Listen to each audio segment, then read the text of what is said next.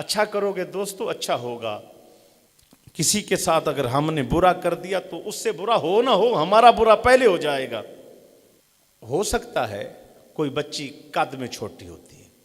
اب جو قد میں چھوٹی ماں باپ نے بنائی ہے, اس کے گھر میں تو آ گئی ہے, اب وہ اس کا امتحان ہے. کسی کی بچی ہے رنگ کالا ہے, کسی کی بچی ہے عقل سادہ ہے, زیادہ ذہین نہیں ہے. اگر گھر میں آ گئی تو یہ ماں باپ کا ہوتا امتحان ہے. اب اس امتحان میں سب برابر کے شریک بنے کہ یا تماش بھی نہیں کریں. اگر آپ اس کی بچی لے نہیں سکتے, امام شافعی نے جب رشتہ کیا اپنا شادی کی تو آپ کو آ کے پیغام دیا جہاں آپ کا نکاح ہو رہا ہے وہ لنگڑی ہے.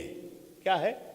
لنگڑی ہے. ایک اس کا ایک ٹانگ سے وہ جو ہے نا وہ لنگڑا پن ہے اس کو, ایک ٹانگ میں وہ نہیں چل سکتی, تھوڑا سا جو ہے نا جھک کے چلتی ہے. تو امام صاحب نے فرمایا میں شادی کر کے لے کے آ رہا ہوں, کوئی دوڑ لگانے کے لیے نہیں لے کے آ رہا کہ میں نے اس کے ساتھ دوڑیں لگانی.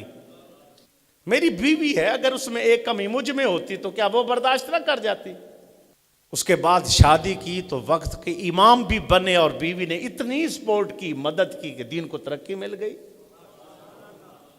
امام احمد بن حنبل سید بھی ہیں, بہت حسین و جمیل ہیں.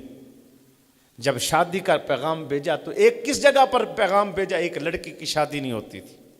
جب ایک لڑکی کی شادی نہیں ہوتی تھی اس جگہ پیغام بھیجا. تو حضرت یہاں کیوں بھیجا؟ کہا اس کی ایک آنکھ نہیں ہے, اس کے ساتھ شادی کوئی نہیں کر رہا, اس لیے میں شادی کر رہا ہوں کہ میرا گھر بھی آباد ہو جائے اور وہ بھی ایسے نہ بیٹھی رہے.